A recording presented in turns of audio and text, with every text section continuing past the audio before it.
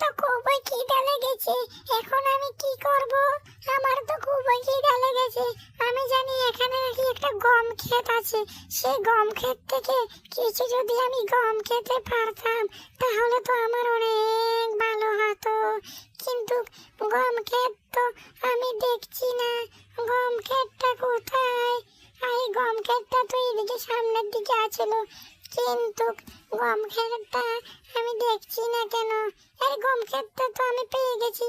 এখন আমি কিছু গম খাইয়ে আমার পেটটা ভরে নেব, আর আমার বাচ্চাদের জন্য কিছু মুখে করে খাবার নিয়ে যাব।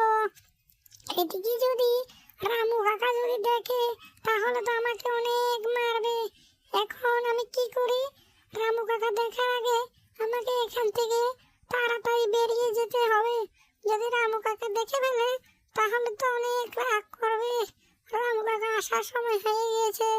এখন আমি এই টুনটুনি টুনটুনি, তুই আমার ক্ষেত থেকে গম খেয়েছিস কেন রে?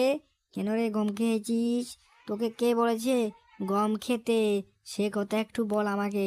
পুরা গম খেয়ে ফেলছিস কেন আমার ক্ষেত থেকে? এখন তো আমার লস হয়ে যাবে, লস। তোদের জন্য কি আমি চাষবাস করতে পারবো না নাকি? তোদের কি হয়েছে সে কথা বল। রামু কাকা, তুমি আমাকে মেরো না। আমি আর খাবো না। আমার অনেক খিদা পেয়েছে, তার জন্য অল্প খেয়েছি।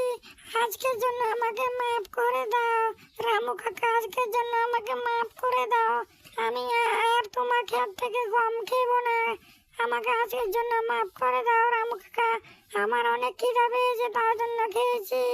আজকের জন্য আমি চলে যাচ্ছি, আর তোমার ক্ষেত থেকে কোনো সময় আমি গম খেয়ে খাবো না।